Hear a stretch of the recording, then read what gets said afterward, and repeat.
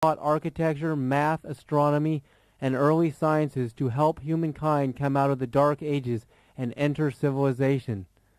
Oin's fish-tailed feminine counterpart, the moon goddess Atargatis, was the earliest mermaid deity.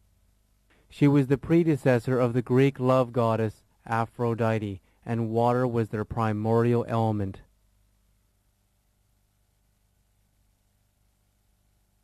Colombia and the satellite now just passing over the west coast of northern Africa. The home of the Dogon tribe who prophesied the return of the Syrian gods and goddesses, the Nomos, was in Mali, northwest Africa.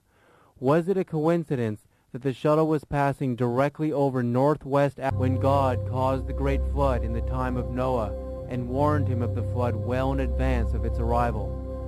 Could this be because Noah's God had mastery over water and he knew the flood was coming because God just had to send huge amounts of water in from deep space and have it rain down on the earth for 40 days and 40 nights? We are also reminded of the many miracles of Jesus Christ, where he walked on the water and turned the sea into wine, and he commanded the sea to a calm when his disciples feared that the severest ocean storm would claim their lives, once again showing mastery over water. Robert Temple also wrote in his book, The Serious Mystery, that the Dogons actually believed that Jesus too was a Nomo from the star system of Sirius, and therefore a god who had mastery over the waters.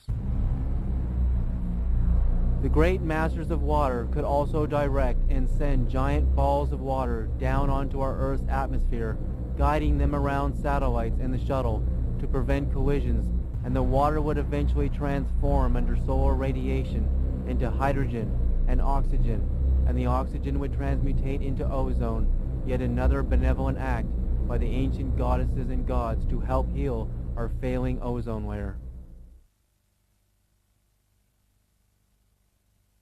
Former science advisor to Walter Cronkite, Richard Hoagland, a profound space researcher, discovered that on May 27, 1999, NASA launched Space Shuttle mission number STS-96 at 6:50 a.m. Eastern Daylight Time, 3 years after the STS-75 tether incident, with the star system of Sirius at 33.33 degrees from the horizon at the launch site in Cape Canaveral, Florida.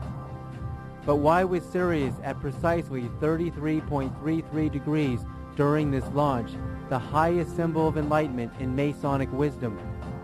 Because all of the founding fathers of the Constitution of the United States of America were highest degree Masons, and that the Washington monuments were all designed in the order of perfect architecture and masonry, this was no coincidence.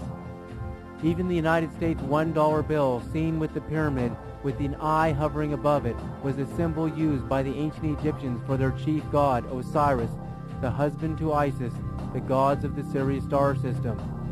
Were the highest powers at NASA using symbology to tell the star system of Sirius that they had understood just who our visitors are, and that we have received their message, and we were sending a reply that said, yes, we understand who you are, and that you have returned?